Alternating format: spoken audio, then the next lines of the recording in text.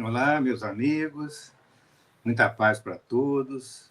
Estamos aqui com a alegria de estarmos juntos novamente. Nós estamos dando continuidade ao estudo do livro de Emmanuel, Ave Cristo, né? Eu e a nossa irmã Dilceia.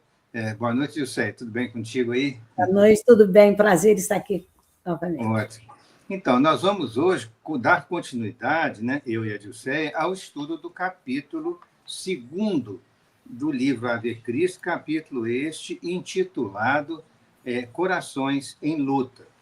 E, para isso, vamos conclamar, né, a união de pensamentos, a união de corações de todos vocês que estão conosco sintonizados, mentalizando a figura querida de Jesus, mentalizando o nosso Emmanuel, rogando que abençoem os nossos propósitos de estudo, de conhecimento do Evangelho de Jesus à luz da doutrina espírita.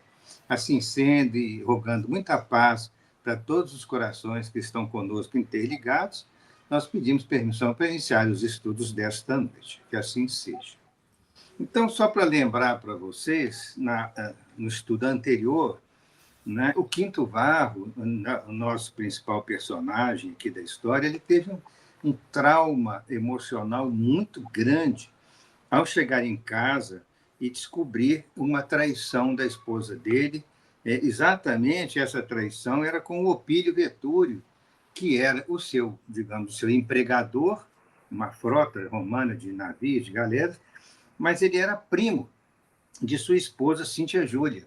E ele pegou, foi uma situação muito desagradável, ele não se identificou, né, não perceberam que ele estava presente, mas ele chegou à noite e ouviu, né, conversas no quarto, e ao se aproximar, ele ouviu todo o diálogo e entendeu a traição que a esposa, que ambos, né, estavam fazendo contra ele, isso já tinha um bom tempo já. E ele, então, para não ter uma reação agressiva, afinal de contas, ele já era cristão e ele não queria causar assim, nenhum escândalo, ele se afastou e buscou os amigos cristãos para desabafar e trocar ideias a respeito de que poderia fazer numa situação dessa. Porque tudo passou pela cabeça dele, assim, um turbilhão de ideias. O que eu faço? Né?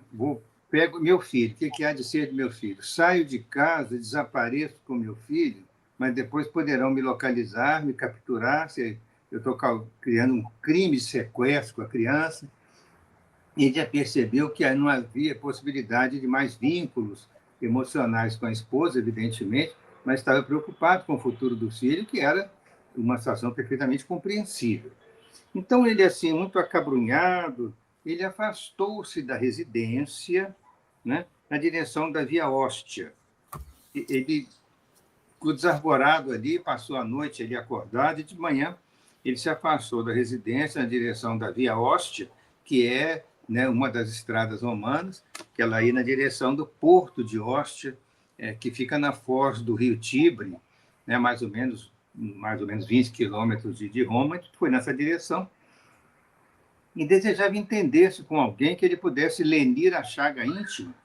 E recordando a nova figura de Corvino, Corvino, grande pregador cristão, né, de Lyon, estava lá em Roma no momento, Lyon, na época, que era uma colônia romana, gaulesa, Lyon tinha o nome de Lugdunum, né? Era um centro muito importante, né, importância econômica para Roma, e também era bastante populosa, né, a cidade de Lugdunum na época. É mais ou menos no centro da França que ficava. Então, o Corvino era um cristão assim, de muita atividade lá, em Lugdunum, na comunidade cristã, mas ele estava em Roma fazendo pregações. E até mesmo ele, Corvino, esperando uma oportunidade que ele pudesse regressar à sua cidade. Pois bem, ao chegar lá na casa onde Corvino estava hospedado, ele foi recebido por Lisipo, que é um senhor amigo de Corvino, cristão, evidentemente, e este informou bondoso que o ancião se ausentara, atendendo a vários enfermos, acentuando, porém, que estaria ele à noite na Via Ardeatina. Então, não havia problema dele ficar fora de casa muito tempo. Eu vou explicar aqui por quê. Porque quando ele saiu cedo de casa, A serva principal lá, chamada Cirila, essa serva cuidava do seu filho, Tassiano, e ele despediu-se afetuosamente do filho, e a serva disse o seguinte: olha, a Cíntia, sua esposa, se ausentou em companhia de amigas para uma festividade religiosa lá no Monte Palatino.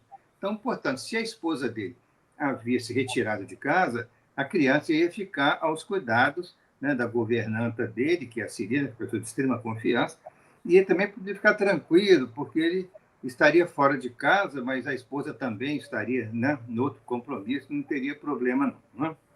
Pois bem, passou o dia inteiro lá em companhia desses amigos e à noite ele ia assistir essa pregação. Essa pregação, o Lisipo estava explicando o seguinte, que Corvino estava atendendo a vários enfermos e acentuou, porém, que ele estaria à noite na Via Ardeatina. Via Ardeatina. A verdade é que nós sabemos, pelos historiadores, que Roma tinha muitas estradas que saíam de Roma para várias partes do Império. Se pegasse o mapa de Roma, rodeando a circunferência de Roma, nós tínhamos muitas vias em todas as direções, norte, sul, leste, oeste, e essa via Ardeatina era uma via que liga Roma, quer dizer, liga o centro de Roma, melhor dizendo, às regiões do sul da Itália. Era próxima à Via Ápia, que era uma via importante, né? Talvez uma das principais vias. Essa via Ardeatina era próxima à Ápia, e ela se dirigia até o sul, na região de Árdea. Essa Árdea é uma população, era um povoado romano, né, na região do Lácio. Lácio era a região mais ao sul de Roma.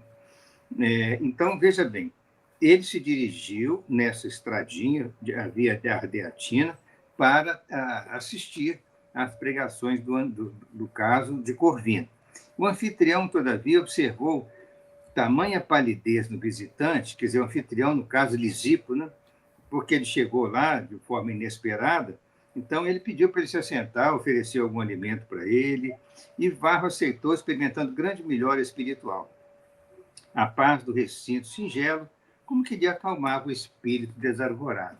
Ele saiu de casa num sofrimento moral enorme e buscou o amparo com os amigos cristãos. Ao chegar nessa casa de Lisipo, a casa onde estava hospedado, né, o grande pregador cristão Corvino estava ausente, mas eles foram informados, olha, mais tarde ele vai pregar lá nas catacumbas, na Via Ardeatina. Então, o Lisipo, adivinhando-lhe os tormentos morais, desenrolou algumas diversas páginas consoladoras que continham informações sobre o heroísmo dos mártires, como que pretendendo cicatrizar-lhe as úlceras invisíveis. O jovem ouviu atento e leu compridos trechos das descrições e, alegando abatimento físico, deixou-se ficar junto de Lisipo até mais tarde. Ele ficou lá descansando realmente na casa de Lisipo, que a noite inteira ele passou sem conseguir dormir. Até mais tarde, quando ambos se dirigiram para os sepulcros num carro do velho amigo. Aqui é interessante, nós abrimos um comentário a respeito dessas diversas páginas consoladoras que continham informações sobre o heroísmo dos mártires, dos primeiros cristãos. Aqui fica muito claro, nós já estamos aqui no século II da era cristã, né? Por volta do ano 217, como começa a obra aqui, e aí, na verdade, circulavam muitos manuscritos, falando, não somente os manuscritos dos evangelhos, dos 4 evangelhos, e os manuscritos das cartas de Paulo, mas também outros manuscritos escritos por cristãos anônimos que relatavam as perseguições, relatavam a história do cristianismo primitivo. Os escritores nem sequer o suspeitavam, mas eles estavam escrevendo a história, né, dos primeiros cristãos, já estava por volta do século II, né, do século II da era cristã, e muitos manuscritos circulavam por Roma e pelas principais cidades do Império, relatando as histórias recentes, coisas dos últimos 100 anos, mais ou menos, né? Depois que o cristianismo começou a se difundir no Império Romano, a partir do ano 50, mais ou menos, nós estamos falando de algo que estava ocorrendo há 150 anos depois, 160 anos depois, mas eram manuscritos que circulavam à vontade. Certamente, depois, alguns historiadores mais renomados do cristianismo primitivo puderam recolher esses manuscritos e compor, né, obras que informavam sobre a história do cristianismo primitivo, dos mártires e das reuniões que eles faziam, de como eles reuniam para estudar a difusão do cristianismo no Império Romano. Muitas coisas foram aí contadas. Ele ficou lá descansando e lendo esses manuscritos para se acalmar, e à noite eles chegaram aos túmulos. Transpuseram a porta que um dos companheiros vigiava atento e desfilaram nas galerias junto de numerosos irmãos que seguiam conduzindo tochas em conversações coroadas de esperança. Interessante, eles reuniam nesses túmulos que haviam... Primeiro que as catacumbas eram muito reservadas e normalmente elas não eram fiscalizadas. Uma vez que outra podia até alguém invadir, mas era um lugar assim bem tranquilo, tinha um pouco mais de segurança para reunirem os cristãos. Os cemitérios cristãos em Roma eram lugares de grande alegria. E inquietos e desalentados na vida de relação com infinitas dificuldades para se comunicarem uns com os outros, dir-se-ia que ali no lar dos mortos, as tradições patrícias habitualmente respeitavam os seguidores do Cristo e encontravam um clima único, favorável à comunhão de que viviam sedentos. Então, era a fraternidade legítima cristã que imperava entre aqueles irmãos sofridos que ali se reuniam para ouvir as pregações.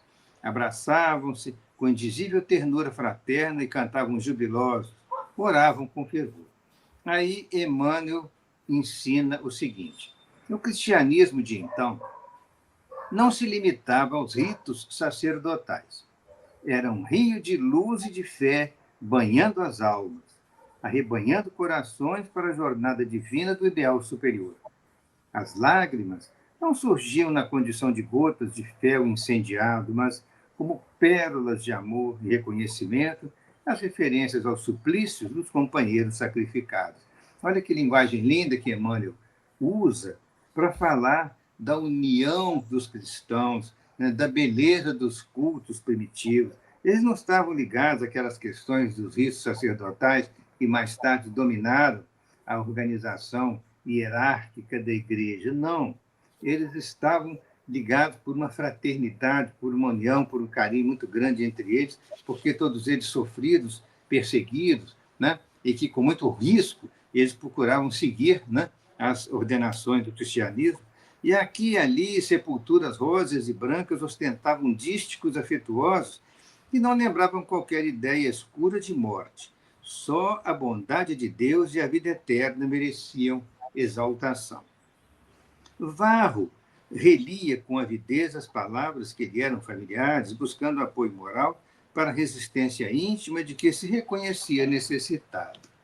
Agora ele está vendo ali as inscrições do cemitério, né? Não longe da carinhosa amizade de alguém, escrever a saudação: Festo, Jesus te abençoe. Adiante grafara um pai devotado: Gláucia, querida filha, estamos juntos. Acolá brilhava a inscrição: Crescêncio vive, mas além figurava outra inscrição: Popeia glorificada. São, né, os cristãos que estavam ali sepultados e que as lápides continham inscrições extremamente fraternais de amor a essas criaturas que partiram para o mundo espiritual. Nunca sentira Varro tamanha paz nos túmulos, reconhecendo-se na posição de um homem expulso do próprio lar. E ele sentia agora na multidão anônima dos companheiros a sua própria família. Então, muito bonito, porque é como se ele se sentindo expulso do seu próprio lar, embora não tivesse tido uma contenda ainda com a esposa, mas ele se sentiu, né, fora do lar, e agora ele estava sendo acolhido, né, ali, se sentia acolhido pela família cristã.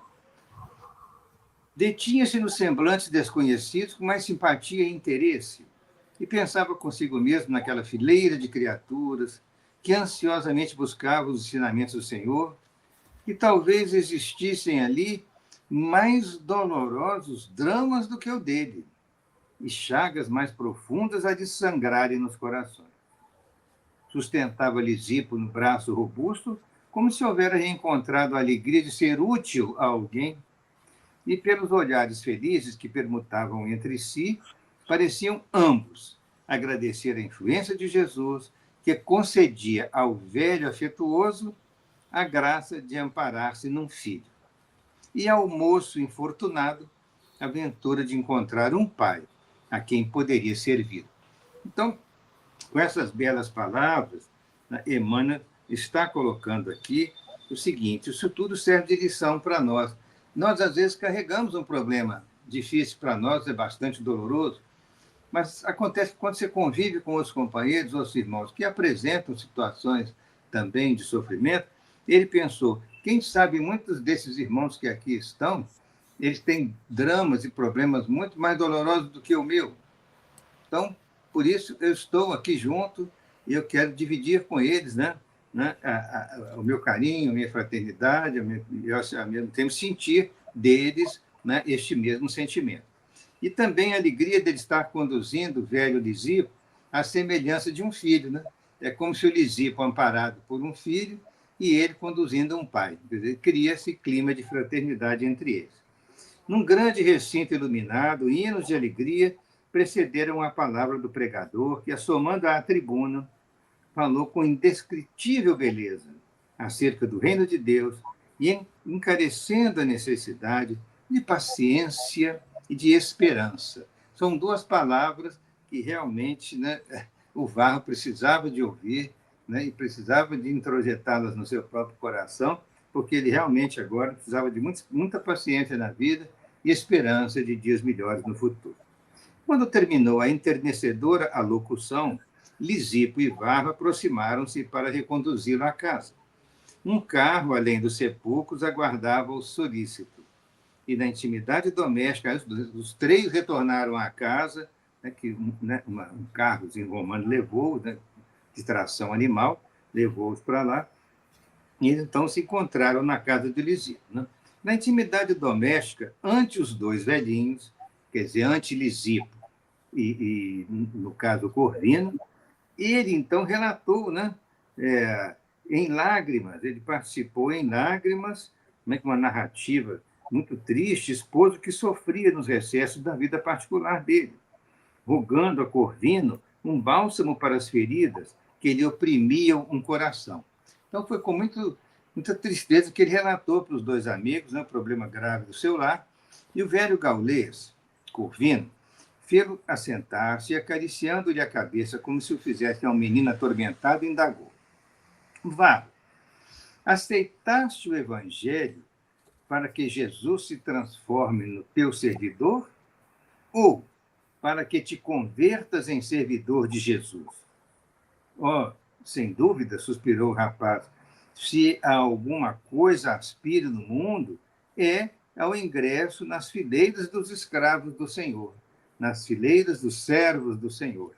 E aí é o que ele aspirava a ser. Ou seja, ele não aceitou o evangelho para colocar Jesus a serviço dele, ao contrário, e ele colocar-se a serviço de Jesus. Ficou bem claro isso, evidentemente.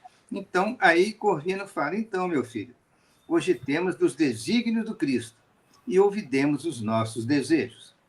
Então, é uma lição que Corvino está passando para ele. E fitando o céu pela janela humilde, deixando perceber que solicitava a inspiração do alto, Corvino acrescentou: antes de tudo, não condenes tua mulher.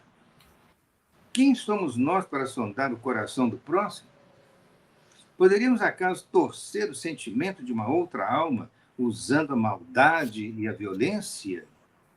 Quem de nós estará irrepreensível para castigar? Aí, tudo bem, Varro ouviu, mas ele contrapôs. Todavia, como extinguir o mal, se não nos dispomos a combatê-lo? Ajuizou Varro gravemente. O ancião sorriu e considerou: acreditas, porém, que possamos vencer o mal à força de palavras bem feitas? Admites, porventura, que o mestre haja descido das alturas simplesmente para falar? Jesus viveu as próprias lições, guerreando a sombra com a luz que irradiava de si mesmo até o derradeiro sacrifício. Achamos-nos no mundo envolvido em trevas e não possuímos outras tochas para clareá-lo, senão a nossa alma, que precisamos inflamar no verdadeiro amor. O Evangelho, meu filho, não é somente uma propaganda de ideias libertadoras. Acima de tudo, ele é a construção de um mundo novo para a edificação moral do novo homem. Aqui ele entra num tema profundo do cristianismo, que é a transformação do mundo pela transformação dos homens. Essa é que era a missão básica de Jesus, né? Transformação do mundo na direção do bem. Então, o evangelho não é somente uma propaganda de ideias libertadoras, né? Acima de tudo, repetindo, é a construção de um mundo novo pela edificação moral do novo homem. Até agora, a civilização tem mantido. Agora ele faz uma colocação muito sensível em relação à mulher, né? Agora, a civilização, até agora, a civilização tem mantido a mulher, nossa mãe, nossa irmã, no nível de mercadoria vulgar. Durante milênios, dela, da mulher, fizemos nossa escrava, vendendo-a, explorando-a, apedrejando-a ou matando-a, sem que as leis nos considerem passíveis de julgamento. Mas não será ela igualmente um ser humano? Viverá indene, viverá livre de fraquezas iguais às nossas? Por que conferir-lhe tratamento inferior àquele que dispensamos aos cavalos, se dela recebemos a bênção da vida? Em todas as fases do apostolado divino, Jesus dignificou-a, santificando-lhe a missão sublime, recordando-lhe o ensinamento. Será lícito repetir: quem de nós, em sã consciência, pode tirar a primeira pedra? Então, nesse parágrafo brilhante aqui, Corvino resume toda a situação de sofrimento da mulher naquela época, né, naturalmente, né, nos milênios anteriores, mas principalmente naquela época, que a mulher era considerada praticamente como uma escrava, uma serva, que era obrigada a fazer todas as tarefas domésticas. A mulher não tinha direito à opinião, a mulher não podia frequentar os templos livremente nos lugares dos homens, sem ficar em lugares separados.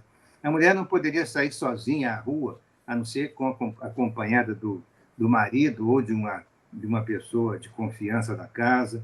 Enfim, ela era uma pessoa tratada como um ser inferior. E ele, Corvino, está aqui resgatando a posição da mulher, dignificando a posição da mulher, como Jesus fez em todas as oportunidades que Jesus pôde. Ele lançou os ensinamentos de proteção à mulher, de valorização da mulher. Isso é que ele está falando aqui. Então, olha, a primeira coisa que o Corvino falou com ele, ele falou assim: olha, o Varno, você, a primeira frase que ele falou lá em cima, né? Não condenes, antes de tudo, não condenes a tua mulher. Certamente, se analisar em profundidade a situação, a mulher dele, a Cíntia Júlia, era uma mulher muito distanciada do Quinto Varro em termos espirituais. Eles eram muito diferentes, né? O Quinto Varro já era cristão e almejava, né, uma transformação moral, social do Império. Ele era a favor de libertação de escravos, ele defendia as liberdades, etc. E ela não, ela era aquela mulher que gostava de participar das festas romanas, né, daquelas situações que a gente sabe que a sociedade romana, na época, era extremamente desequilibrada e depravada, mas ela gostava de participar de tudo isso. Então, a distância dela para ele era muito grande. E ele também, por viajar muito, estar fora muito tempo, o outro primo que ficava mais por lá já era viúvo, diga-se de passagem, era viúvo, foi se aproximando dela, alegando que já gostava dela antes, etc. Então, ele seduziu-a, né, de uma forma que ela acabou aceitando ficar com ele. Então, o Quinto Varro viu que o seu lar, de fato, do ponto de vista de aproximação dele com a esposa, estava aí destruído. Você não tinha mais chance de refazer isso. Mas as preocupações dele principais eram com os filhos. Mas aqui nesse parágrafo, nós chamamos a atenção que Corvino defendeu muito a posição da mulher na sociedade, teria que ser valorizada, à semelhança da antiga família romana, na época da República Romana, em que a mulher chegou a ser bastante valorizada, mas que depois, com o advento do Império, aí caiu, né, em situações de devassidão. E fixando definitivamente os dois ouvintes, Corvino acentuou: o cristianismo, para redimir as criaturas, exige uma vanguarda de espíritos decididos a executar-lhe o plano de ação. No entanto, ponderou o jovem romano, algo tímido, poderemos negar que Cíntia esteja em erro? Pergunta bastante, digamos, lógica, né, da parte dele. Aí diz o Corvino: meu filho, quem ateia fogo ao campo da própria vida, de certo seguirá sob a chama do incêndio. Compadece-te dos transviados.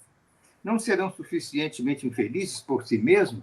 Quer dizer, Corvino considera que realmente a Cíntia ateou o fogo, né, ao campo da própria vida. Ele considerou isso, né, uma metáfora muito interessante, dizer que ela estava destruindo sentimentalmente a sua própria vida. Porém, diz ele aqui, ela vai continuar sob as chamas do incêndio que ela mesma causou. Ou seja, somos responsáveis por nossas ações e vamos sofrer as consequências delas.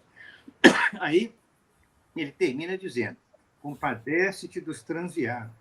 Não serão suficientemente infelizes por si mesmos? Deixou a interrogação no ar.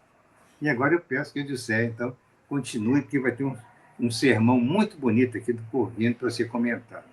Isso.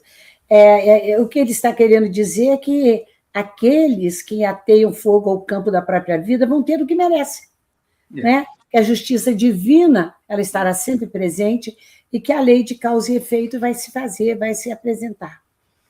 Mas ele pergunta: e meu filho? Perguntou Varro com a voz embargada de pranto, que era a grande preocupação dele, dentro daquele sofrimento todo que ele passava, era o filho, né? Aí ele falou: compreendo-te a aflição. Corvino disse. E vagueando o olhar lúcido pela sala estreita, Corvino pareceu mostrar um fragmento do próprio coração, acrescentando: aí ele vai dar o seu próprio testemunho de uma situação semelhante pela qual ele passou. Noutro tempo, bebi no mesmo cálice. Afastar-me dos filhinhos foi para mim a visitação de terrível angústia. Peregrinei dilacerado, como uma folha relegada ao redemoinho do vento. Mas acabei percebendo que os filhos são de Deus. Antes de pousarem docemente em nossas mãos, entendo-te o infortúnio, morrer 1000 vezes sob qualquer gênero de tortura é padecimento menor do que a separação de uma flor viva que desejaríamos reter ao tronco do nosso destino. Que linda essa comparação. Ou seja, ele falou: qualquer suplício pelo qual eu passasse é menor do que a separação do filho. E a gente vai se lembrar que Varro, ele solicitou, e não só solicitou, ele insistiu para reencarnar com o objetivo da recuperação moral do filho, Tassiano, não é? Que estava envolvido com más companhias e se satisfazendo com a perseguição e martírio dos cristãos naquela sua vida de então, em outra encarnação. Entretanto, comentou Patrício amargurado, não seria justo defender um inocente, reclamando para nós o direito de protegê-lo e educá-lo? Ele continuava insistindo. Varro estava muito preocupado com a educação do filho a seguir. Quem te ouviria, contudo, a voz, quando uma insignificante ordem imperial poderá sufocar-te os gritos? E, além do mais, aduziu o ancião afetuosamente, se estamos interessados em servir ao Cristo, como impor a outrem o fel que a luta nos constrange a sorver? A esposa poderá não ter sido generosa para com teu coração, mas provavelmente será abnegada mãe do pequenino. Não será, pois, mais aconselhável aguardar as determinações do Altíssimo na graça do tempo? Muito lúcido, né? Muito tranquilo, ele deu sua orientação. Porque ele falou o seguinte: se você quer ficar com o menino, bastava uma ordem qualquer, até mesmo, né, desse indivíduo que estava com a esposa, para mandar prender e matá-lo como cristão. Podia ser perseguido. E a criança, como ficaria se ele a tirasse de casa? Né? Ficaria abandonada. Quem sabe a mãe seria uma boa mãe para a criança. Então, vamos esperar um pouco, vamos ver como é que as coisas se completam. Vetúrio era muito poderoso e ele queria, além de tomar a esposa de Varro, afastá-lo do filho. No que agradava a Cíntia Júlia, porque ela não queria ver o filho cristão. Então, qualquer coisa que ele se precipitasse aí, ele ia perder o filho, de qualquer modo. Então, seria melhor ter fé e esperar confiando no alto. Detendo-se na dolorosa expressão fisionômica do pai desventurado, Corvino observou, depois de longa pausa: não te submetas ao frio do desengano, anulando os próprios recursos. A dor pode ser comparada à volumosa corrente de um rio, suscetível de conduzir-nos à felicidade na terra firme ou de afogar-nos, quando não sabemos sobrenadar. Creia-nos. Ou seja, a dor vai depender de como a encararmos, assim como o rio, né? Para o bem ou para o mal, para nos melhorarmos ou para nos afundarmos de vez. O Evangelho, isso aí eu acho muito interessante que ele vai falar agora, não é apenas um trilho de acesso ao júbilo celestial, depois da morte. É uma luz para a nossa existência neste mundo mesmo, que devemos transformar em reino de Deus. O Evangelho é uma luz para iluminar os nossos dias atuais e não só para o futuro. Então, o Evangelho é algo vivo, né? Que nós devemos, aí, a gente pode até falar, vivenciar no nosso dia a dia. Não é uma compilação de trechos bonitos para a gente se sentir mais amparada e melhorada internamente, não é para vivenciar. Aí ele diz: não te recordas da visita de Nicodemos ao Divino Mestre, quando o Senhor asseverou convincente: importa renascer de novo. Para isso serve, para todos os tempos. Ante o sinal afirmativo de Quinto Varro, o ancião continuou: também sofri muito quando ainda jovem me decidi ao trabalho da fé. Repudiado por todos, então ele foi repudiado por ser cristão, abandonado pela família, teve que deixar os filhos, a casa e tudo. Repudiado por todos, fui compelido a distanciar-me das Galhas onde nasci, demorando-me por 10 anos consecutivos em Alexandria, onde renovei os meus conhecimentos, ele diz. E a igreja de lá permanece aberta às mais amplas considerações em torno do destino e do ser, quer dizer, atuante ainda. As ideias de Pitágoras são ali mantidas num grande centro de estudos com real proveito, e depois de ouvir atenciosamente padres, ilustres e adeptos mais esclarecidos, convenci-me de que renascemos muitas vezes na Terra. Então, vamos chamar atenção para três partes aqui. Primeiro, ele foi embora também, deixou as Galhas e foi embora para Alexandria. O que eram as Galhas? Né? Nós já tivemos a oportunidade de comentar, vamos só rememorar. Era uma região habitada por várias tribos, entre elas os celtas. Compreendia a França, a Bélgica, os Países Baixos, parte da Suíça, o norte da Itália e também a Alemanha, na parte oeste do rio Reno. Tornou-se muito conhecida quando o próprio Júlio César, no seu livro De Bello Gallico, ele narrou a campanha militar que lá nos anos 50 ele empreendeu nessa região para anexá-la, enfim, à República Romana. E Alexandria, para onde ele foi, é uma cidade do Egito, é a segunda maior cidade do Egito, né? De Gália a Alexandria, naquela época, a Gália, considerando que ele pudesse partir de Marsella, que era o porto mais importante da França ainda hoje, lá no sul da Gália, naquela ocasião chamava-se Massília, como a gente vê nos livros históricos, ia pelo Mediterrâneo e demorava um mês de viagem. Quer dizer, ele estava muito longe da família dele, dos amigos, de tudo que ele deixou para trás. A Alexandria, lá na delta do Nilo, né? Então, é bastante longe. Outra referência que ele faz é a Pitágoras. Pitágoras, a gente se lembra muito, talvez, pelo teorema de Pitágoras, né? O quadrado da hipotenusa é igual à soma do quadrado dos catetos, que dizem que já existia desde a época de Hammurabi, mais de 1.500 anos antes de Cristo, e que ele só difundiu isso. Mas, de qualquer forma, foi um grande filósofo e matemático grego, Pitágoras. E ele foi um fundador de um movimento chamado pitagorismo. Pitagorismo ele tinha nascido lá na cidade de Samos, por isso que ele é chamado Pitágoras de Samos, na Grécia, né? Era um movimento assim, filosófico e científico. A frase mais famosa de Pitágoras, que eu gosto muito até de falar em algumas palestras, é que educai as crianças e não será preciso punir os homens. E isso ele falava refletindo o valor que ele dava à educação e à formação do caráter da criança desde a infância, então. Outra frase muito associada ao espírito filosófico dele é que o número é o princípio de todas as coisas. Ele dizia, tudo é número na vida, tudo. A música é número, tudo que a gente pode encontrar na vida é número. Era a ideia dele como matemático. Ele defendia uma doutrina de que a essência de todas as coisas era o número, associando matemática, música, astronomia, e tinha crença na imortalidade da alma e na reencarnação. Ele já acreditava nisso. Isso lá no ano 570 a.C. Ele já acreditava nisso.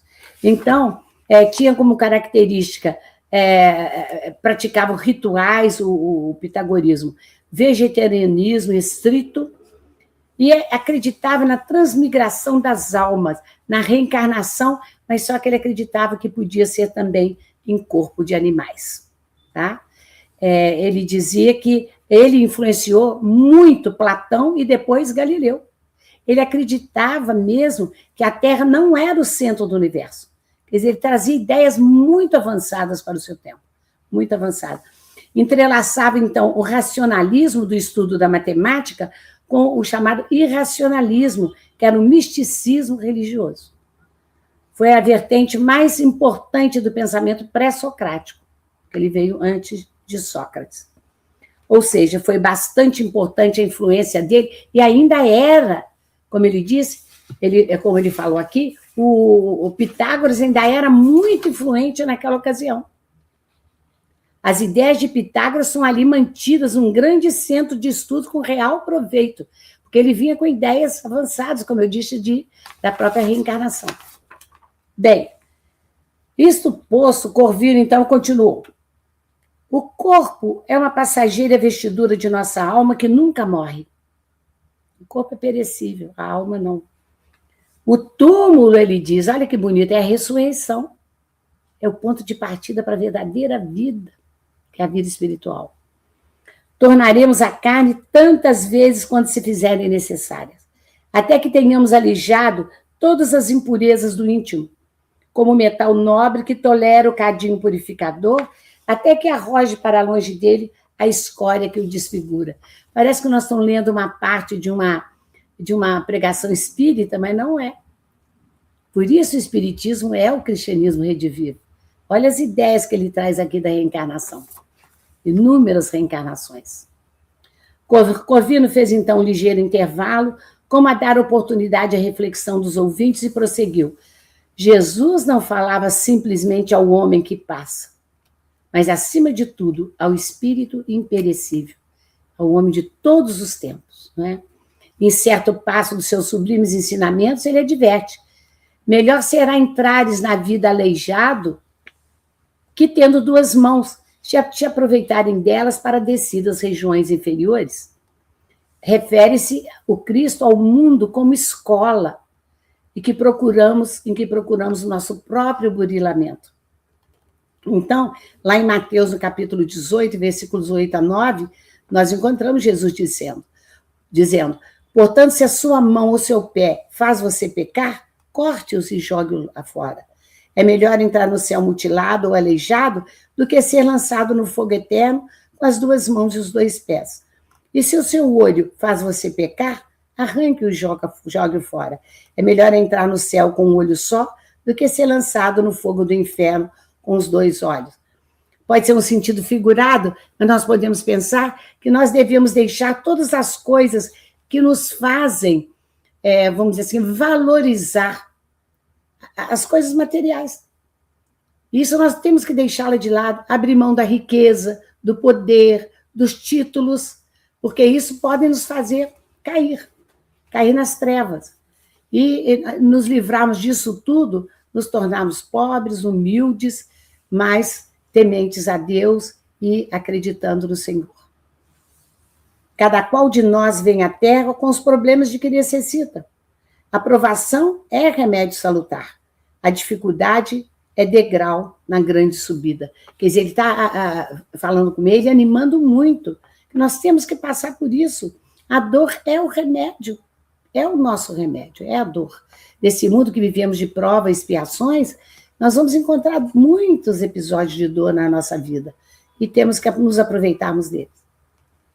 Nossos antepassados, os druidas, ensinam que nos achamos nesse mundo, num mundo de viagens ou num campo de reiteradas experiências, a fim de que possamos alcançar mais tarde os astros da luz divina para sermos um com Deus, nosso Pai.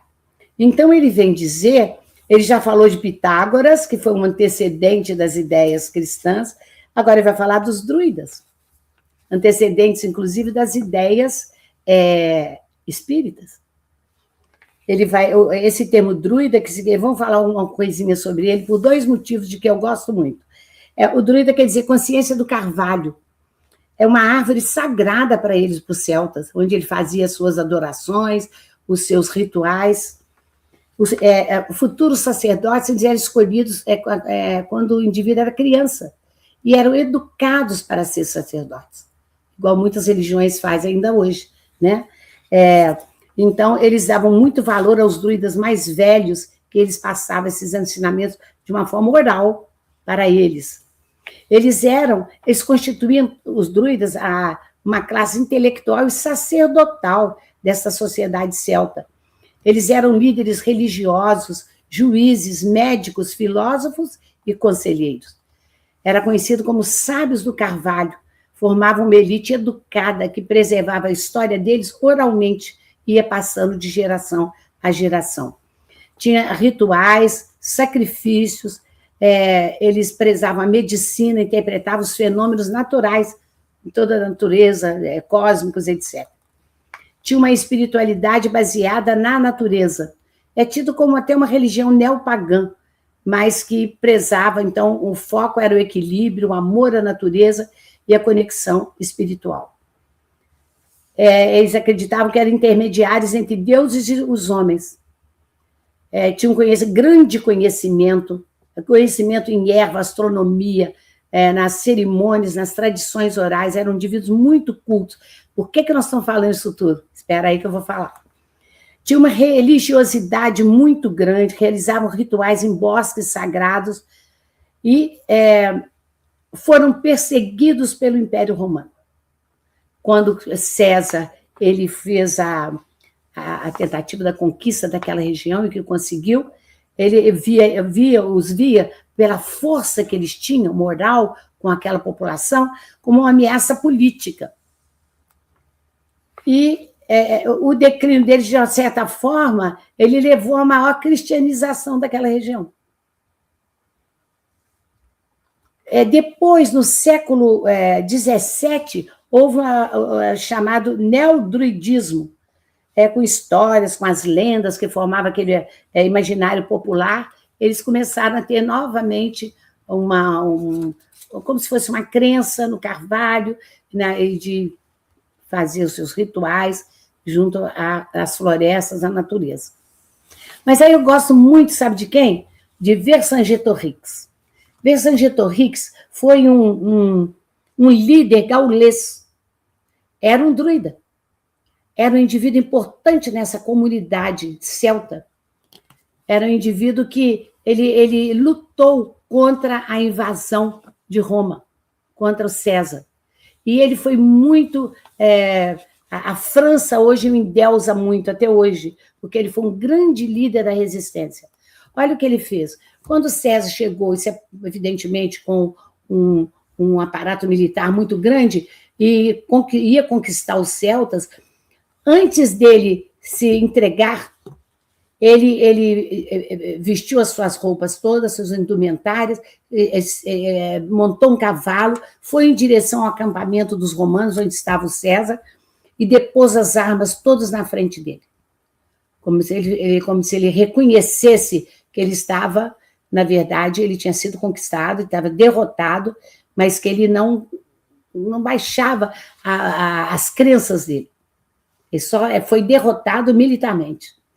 Aí o César todo mundo ficou admirado com aquela posição dele, que achavam que eles iam lá ter que lutar para pegar e matar e tudo. Não. Aí conquistaram e levaram para Roma. Lá ele ficou 6 anos preso, numa prisão da pior qualidade, né? E depois disso tudo ele foi martirizado. Ele fala sobre o machado do carrasco, o fim da sua humilhação, dos seus sofrimentos. E a França dá um valor muito grande a isso tudo, porque a grande parte das Galhas era a França. E ela criou até mesmo um personagem de histórias em quadrinhos e de filmes, desenhos animados, chamado Asterix, o gaulês. Todo mundo já viu isso no cinema, revistinha. Tem um parque da Disney na França que é do Asterix. É o valor que ela dá muito a ele. E ele junto com o Obelix, que era um grande companheiro dele, um gordão, eles usavam a poção mágica, que é o que usavam os druidas daquela época, e tinha uma grande influência na população de então. Então, essa é a história por alto do Vercingetorix, que eu também aprecio bastante. Mas tem um outro druida mais importante para nós espíritas, que foi Allan Kardec. Allan Kardec viveu nessa época. Ele viveu nessa época, e então ele era um sacerdote druida. Então ele e disse mesmo, e tem um livro muito interessante que chama Allan Kardec, o druida reencarnado, que conta essa história maravilhosa, né? Então os princípios da crença druídica na imortalidade da alma é muito semelhante a alguns dos princípios espíritas, né? E o próprio túmulo dele é um dolmen, aquelas 2 pedras verticais com a pedra horizontal, que era usada naquela ocasião também. Então, havia uma grande conexão das ideias de uns com o outro. Esse livro, Druida Reencarnado, é da autoria de Eduardo Carvalho Monteiro, é muito interessante, da editora M. Quer ver? Deixa eu citar direitinho onde é que a gente pode ver isso. Um livro chamado O Livro dos Espíritos e Sua Tradição Histórica e Lendária, de Silvino Canuto de Abreu, de São Paulo, ele vai contar uma história que eu achei muito interessante. Num determinado momento, numa reunião, Zéfiro falou. Nosso Zéfiro era o espírito que acompanhava Allan Kardec. Era um espírito até leve, como o nome dele diz, né? O nome de um vento leve, e brincalhão. Ele aparecia, ele tornava leve o ambiente, não aquele ambiente carregado das reuniões. Aí ele falou com o senhor Bodin: vamos ter, afinal, o convívio do nosso velho chefe druida. Aí ele falou assim: aquele mesmo que você falava que vinha encontrá-lo em Paris? Ele falou: ele mesmo, em pessoa. Você vai trazê-lo aqui, porque a Caroline, a médium, vai atraí-lo. E você pode me dizer o nome dele? Aí ele falou: Allan Kardec. O Zéfiro escreveu Allan Kardec. Aí ele achou um nome estranhíssimo e deu o diálogo por encerrado. E depois, num determinado dia, tinha várias pessoas convidadas na casa dele, etc.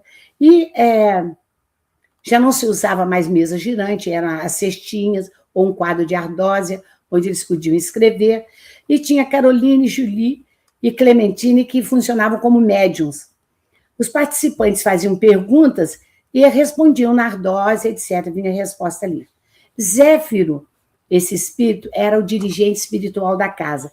Ele gostava muito de brincar com aqueles que lhes dirigiam a palavra, faziam pergunta, ele respondia brincalhão. Certa noite, Denisard Rivaio, nosso depois Allan Kardec, educador lionense radicado em Paris, compareceu à reunião. Ele foi junto com a esposa, Amélie Boudet. E ele chegou lá, o espírito guia, que era o Zéfiro, recebeu efusivamente, saudando o professor com as seguintes palavras: salve, caro pontífice, 3 vezes salve. Aquilo chocou todo mundo, o Emílio Boudin também falou com Kardec, desculpa ele ter falado assim, mas ele é muito brincalhão, ele quis só tornar a sua presença muito bem-vinda. Kardec virou e respondeu: minha bênção apostólica, meu prezado filho. Quer dizer, inspirado, ele respondeu como ele responderia lá nas Galhas. Foi feita uma saudação e ele respondeu do mesmo modo.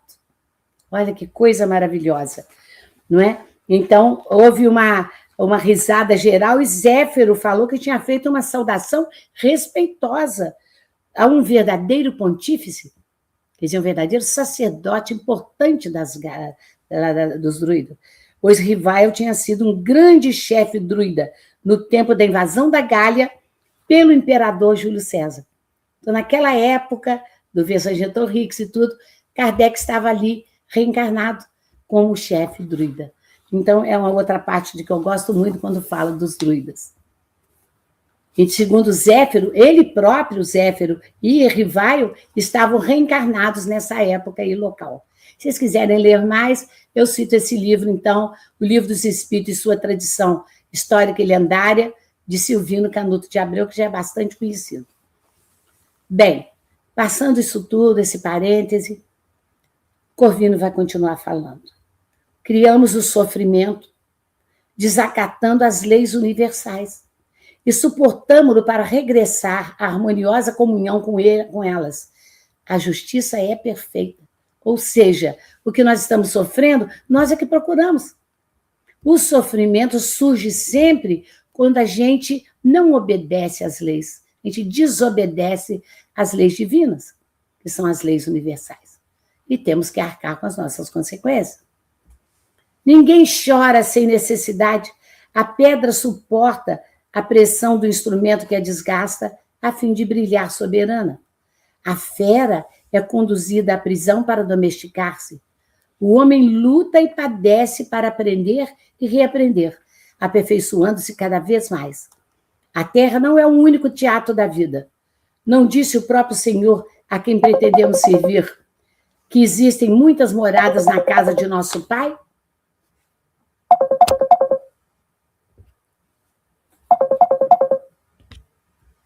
Desculpa, houve uma interferência de uma ligação.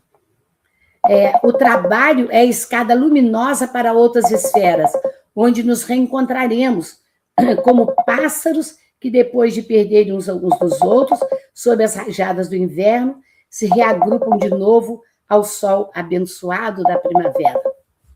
Então, nós vemos aí... Desculpa. Eu vou ler de novo esse trechinho que eu achei de uma beleza maravilhosa. Então, primeiro ele disse, ninguém chora sem necessidade. Nós que não consideramos as leis divinas, nós vamos sofrer por isso. Segundo, a própria natureza sofre, ela é submetida aos meios de fazê-la suportar o cadinho, de suportar o desgaste dos instrumentos para que ela se aperfeiçoe. A fera também é conduzida à prisão para se domesticar. E o homem também. Ele tem que aprender, reaprender para se aperfeiçoar cada vez mais. Até porque, ele diz, a Terra não é o único teatro da vida. Nós temos muito a melhorar em outros lugares ainda. Ele disse, o próprio Senhor falou que existem muitas moradas na casa de meu Pai. E o trabalho, esse trecho eu achei ele divino. O trabalho é a escada luminosa para outras esferas, onde nos reencontraremos como pássaros que depois de se perderem um dos outros, sob as rajadas do inverno, se reagrupam de novo ao sol abençoado da primavera. O que ele está dizendo? Que ele não vai perder para sempre o filho dele. Que depois ele vai encontrá-lo novamente, às vezes até em condições melhores do que hoje. Para ele ter paciência, não é? E esperança. E passando a cabeça pelos cabelos brancos, o velho acentuou: tenho a cabeça tocada pela neve do desencanto. Muitas vezes a agonia me visitou a alma cheia de sonhos. Em torno dos meus pés a terra fria me solicita o corpo ao quebrado. Mas dentro do meu coração a esperança é um sol que me abrasa, revelando em suas projeções resplendentes o glorioso caminho do futuro. Então, ele era visitado pela dor, pelo sofrimento, pelas lembranças do que ele deixou, né? O desencanto todo que ele trouxe à vida. A agonia, de vez em quando, vem, bate forte, ele fica infeliz, triste. Em torno, ele fala, a terra chama, como se ele tivesse que desencarnar, que ir embora, que aqui já tinha tudo acabado para ele. Mas, dentro do coração dele, há uma esperança muito grande de tudo isso, de que a alma vai reviver em outros corpos, em outras vidas, que ele vai reencontrar os amores dele e todos aqueles a que ele prezou tanto e que dele se separou. Somos eternos, Varro. Amanhã reunir-nos-emos felizes no lar da eternidade, sem o pranto da separação ou da morte. Então, ele trouxe um consolo muito grande para o Varro, que ele foi consolando ele progressivamente. Ouvindo aquelas palavras repletas de convicção e de ternura, o moço Patrício aquietou o espírito atormentado. Corvino, então, fazendo reflexão das palavras do Senhor, conseguiu trazer um pouco de paz àquele coração desalentado que o procurava, que era Varro, e mostrando a sua história e como ele conseguiu superar, como ele está conseguindo superar os seus problemas. E mais alguns minutos de animadora conversação correram céleres e algo refeito dispôs-se a partir. Uma biga ligeira por ele solicitada esperava a reduzida distância. Eu achei interessante ele ter contratado uma biga, parecia um antepassado do Uber, né? Que ele tinha chamado e estava ali esperando por ele. A história é sempre a mesma, nós somos os mesmos, né? Lá e aqui. Quando o galope dos cavalos se fundiu ao grande silêncio, à porta do templo doméstico, o jovem, já mais tranquilo, notou que poucas estrelas ainda fulguravam palidamente, enquanto o firmamento se tingia de rubro. Alvorejava a manhã, quer dizer, amanhecia. Varro, contemplando o formoso céu romano e pedindo a Jesus lhe conservasse a fé, aurida no entendimento com o velho cristão gaulês, na estrada de Hóstia, julgou encontrar naquela madrugada de surpreendente beleza o símbolo do novo dia que lhe marcava agora o destino. Olha como foi importante para ele sair do desespero que ele se encontrava quando ele saiu de casa.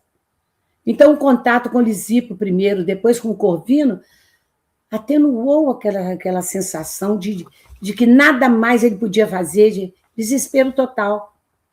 Então, talvez ali estivesse ele a caminho de encontrar uma solução para o seu drama, em torno daquilo tudo. E eu acho aí a coisa mais importante, a fé e a esperança que ele tinha agora no futuro. E assim nós terminamos a nossa reflexão de hoje. Então, nessa magnífica obra de Emmanuel, a gente começa a entender como que os cristãos da época eram fraternos entre si, eram unidos, né? Eles tinham uma fé poderosa, eles tinham esperança no futuro, eles cultivavam o evangelho na raiz do evangelho mesmo, né? Na pureza primitiva do evangelho. Então, imagina que ele, como a Dilceia comentou, eles são um sofrimento enorme de casa e ali, amparado pelos amigos, assistiu o culto cristão e por palavras de muito apoio fraternal de Corvino, ele saiu dali renovado. E agora nós convidamos aos irmãos que nós continuemos o estudo, porque no próximo estudo nós vamos começar o capítulo 3º da obra, intitulado Compromisso do Coração. E aí nós vamos seguir, né, os caminhos do nosso Quinto Varro e a sua história de grandes ensinamentos para todos nós. Eu agradeço a atenção e as vibrações carinhosas de todos e vou pedir a você para fazer a prece de encerramento para nós. Muita paz. Então, nós nos sentimos agraciados pela obra que Emmanuel nos trouxe de mostrar o sentimento daqueles primeiros cristãos. Acho isso magnífico de ver como que eles suplantaram as suas dificuldades, por que meios eles conseguiram manter a sua fé, manter a sua esperança.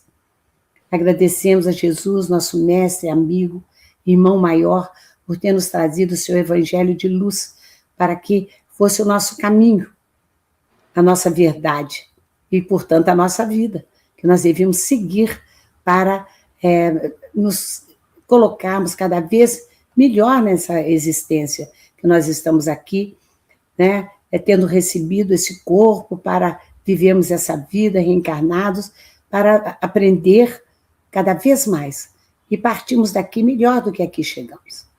Por isso tudo, nós somos muito gratos e pedimos que Jesus continue conosco hoje e sempre. Que assim seja. Que assim seja. Uma boa noite a todos.